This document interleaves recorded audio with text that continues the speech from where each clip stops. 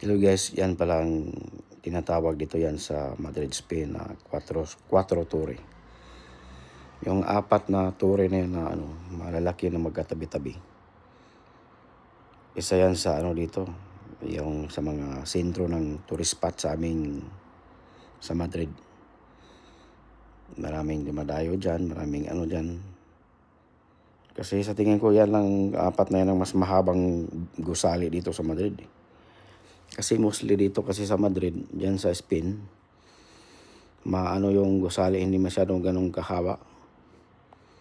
At saka yung may dalawa din doon, yung Twin Towers doon, ang dyan sa may Plaza Castilla. Dalawang tower doon na na nakahilig, anong tawag yan?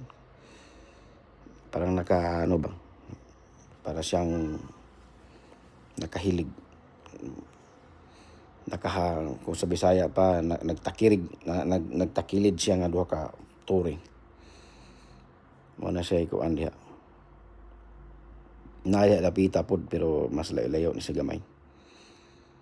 So kana din napita mo na hospital diha. O sana sa hospital diha nga ang tawag na is La Paz Hospital.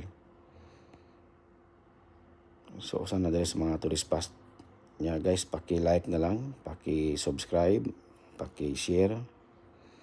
I hope na magtinabangay tang mga vlogger. Thank you.